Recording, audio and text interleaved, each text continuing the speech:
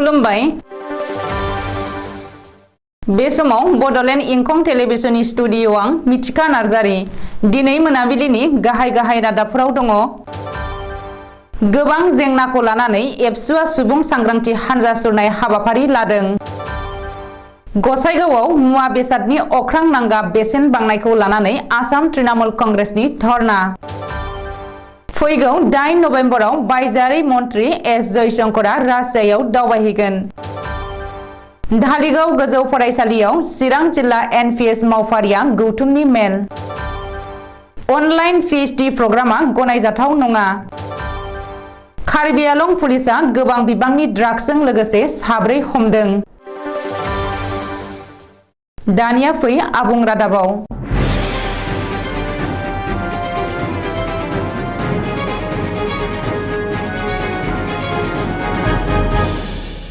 दुलाराय बर' फरायसा आफादा आथिखालनि गोबां जेंनाखौ लानानै माखासे थांखि आरो नोजोरजों सुबुं सांग्रांथिनि मोनसे हानजा सुरनाय हाबाफारि लादों। बे हाबाफारि बायदियै 29 अक्ट'बर सनिबारखालि चिरां जिल्लानि रौमारि दालाइ एबसुनि मावख'निफ्राय जागायजेनगोन होननानै सुलुङाव फोरमायदों। बेनि माखासे थांखि आरो नोजोरफोरानो जादों फारियै गुबुनारिया आयेन बेरेखायै हाबफैनायखौ होबथानाय, समाजारि जेंनाफोर जेरै ड्राग्स जानाय, जौ आरो फेग्रा मुवा लोंनाय, जुवा गेलेनाय बायदि होबथानाय, उन्दै बैसोआव हाबा लानाय आरो मानसि लांखारनायखौ होबथानाय, दायना दायनि एबा खोमसि फोथायनायखौ फोसाबनाय, गुनगोनां सोलोंथाइ होनायनि सायाव गोनांथि होनाय, जोबथेसालियाव थानाय बारग' सोमावसारगिरिमोनखौ उदां खालामनो बयबो बिबान लानानै खामानि मावनाय, शेड्युल ट्राइब आरो गुबुन ट्रेडिशनेल फरेस्ट डिवेलर ट्रेडिशनेल एक्ट 2006 खौ बाहायनाय, आदब आरो गुनगोनां सोलोंथाइनि गेजेरजों बर' हारिखौ जौगासार होनाय, बेफोर गासै गोजौआव होनाय थांखिफोरखौ लानानै दुलाराय बर' फरायसा आफादा दुलाराय आसाम नाङैनो गेदेरथार सुबुं सांग्रांथि हानजा सुरनाय हाबाफारि लानाय जादों होननानै मिथिहोदों। क'क्राझार जिल्ला तृणमूल कंग्रेस आफादनि बानजायनायाव दिनै गसाइगाव महकुमा बेंगिरिनि मावखुलि लांगोनाया मोखाङाव 1 घन्टा 30 मिनिट धरना हाबाफारि लायो।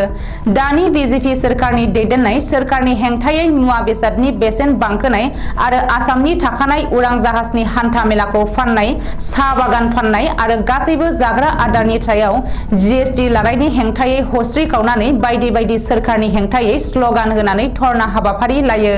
लोगोसे मुवा बेसादनि बेसेना दानि बायदिनो अर जोंब्लावनाय जायोब्ला आसाम तृणमूल कंग्रेस आफादा गोख्रों सोमावसारनाय राहा लामा होननानै फोरमायो क'क्राझार जिल्ला तृणमूल कंग्रेस लाइमोन गांखं आफादनि आफादगिरि रहितन नार्जारी बिथाङा।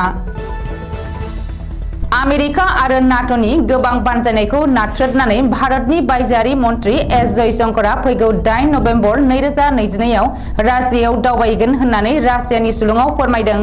रासियानि बायजोआरि मन्त्रि समैक्य सेर्गेई लाव्रभजों लोगो हमलायगोन होननानै रासियानि बायजोआरि मन्त्रालयनि स्पक्सपारसन मारिया जाफरोवाया बृहस्पतिबारखालि मिथिहोदों। अदेबानि मा आयदायाव सावरायगोन बेखौ रोखायै फोरमायथ'वाखै। ओजोंहाय भारतनि बिथिंनिफ्राय दासिम जेबो फोरमायथ'वाखै आरो मिथिहोनाय जाथ'वाखै। अब्लाबो नाथाय भारत आरो रासियानि सोमोन्दोआ दासिमाव जोबोद मोजां आरो बायजोआरि मन्त्रि एस जयशंकरआ थांगोनखौ रोखा होनजायो। मानो होनोब्ला भारतआ रासियानिफ्राय गोबां बिबांनि थाव बायगासिनो आरो गोबां फालांगियारि बिथिङाव सोमोन्दो दंखायो। बेनि उनाव गाहाय मन्त्रि नरेन्द्र मदिआबो रासियानि हादरगिरि व्लादिमिर पुतिनजों लोगो हमहैनो हागौ होननानै साननानै लानाय जादों। मख'नो गोनांदि भारतआ रासियाजों मोजां सोमोन्दो लाखिनानै खामानि मावलांनायखौ सोनाबारि हादर आरो आमेरिकाया एसेबो सुखुनाय मोनाखै। चिरां जिल्ला कमिटि एनपिएस सोरखारि मावफारिया गौथुमा 29 अक्ट'बर 2022 सनिबारखालि धालिगाव गोजौ फरायसालिनि नब्लाङाव मोनसे जथुम एबा गेदेमा मेल खुंफुंनो लादों। सानजौफु 12:30 रिंगायाव बे मेलखौ खुंनाय जागोन होननानै चिरां जिल्लानि गासै एनपिएस मावफारियाफोरखौ नुजाथिनो थाखाय हांख्रायदों। मख'नो गोनांदि 2005 मायथाइनि उननिफ्राय जायफोरा आसाम सोरखारनि मावफारिया जाबोदों बिसोरो सिगांनि बायदि पेन्सन मोननाय जाया।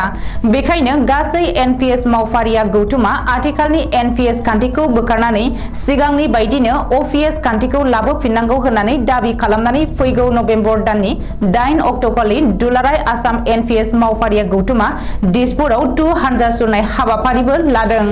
बे हाबाफारियाव बयबो एनपिएस मावफारियाफोरा बाहागो लाहैनांगौ होननानै बयखौबो गोख्रोङै हांख्रायदों। UGC एबा इउनिभार्सिटी ग्रेन्ट कमिसन आरो AICTE एबा all India commission for teachers एडुकेशनआ बयबो फरायसाफोरखौ सांग्रांथि होदों दि आथिखालाव एडिटेक फालांगियारि फसंथाना अनलाइन PhD डिग्री प्रग्राम फोसावदों, नाथाय अनलाइन PhD प्रग्रामा गनायथि गैया आरो बेयो गनायजाथाव नङा। गुबुन हादरनि सोलोंथाइ फसंथानफोरजों लोगो नांनानै फालांगियारि आदबजों एडिटेकआ अनलाइन PhD प्रग्राम फोसावनाया जेबो गोनांथि गैया। बेखायनो रावबो फरायसाया जाहाथे बे फान्दारियाव गब्राया, बेनि थाखाय UGCआ मोनफ्रोमबो कलेज एबा मुलुगसोलोंसालिफोरनो मिथिसार बिलाइ फोसावदों। कार्बि आंलं पुलिसनि गोख्रों सिग्रोमनायाव गोबां बिबांनि ड्राग्सजों लोगोसे 4 ड्राग्स फालांगिरि हमजादों। बकाजारनि SDPO जन दासनि दैदेननायाव CRPFनि मददजों दिल्लाइ तिनिआलियाव पुलिसआ गंसे टयटा इन'भा गारि आरो गंसे मारुति एल्ट' गारिखौ सिग्रोमनानै 1.263 किल'ग्राम हेर'इन ट्राकजों लोगोसे नोगोद 75,000 रांबो बोखांनो हादों। एल्ट' गारियाव मणिपुर सेनापति जिल्लानि डेनियेल किटारे आरो काफानि दंमोन आरो इन'भा गारियाव बिहार मुजाफ्फरपुरनि जाहिर आली आरो शाहजान आहमेद बरफुया दंमोन। बिसोर 4खौबो पुलिसआ एरेस्ट खालामदों। पुलिसनि सुलुङाव फोरमायनाय बायदिब्ला हमनानै मोननाय हेर'इनआ 100 पेकेट साबोन डाब्बा एबा पेकेटआव दंमोन। दिनै मोनाबिलिनि रादाबा एसेनोसै। गोजोन्थों।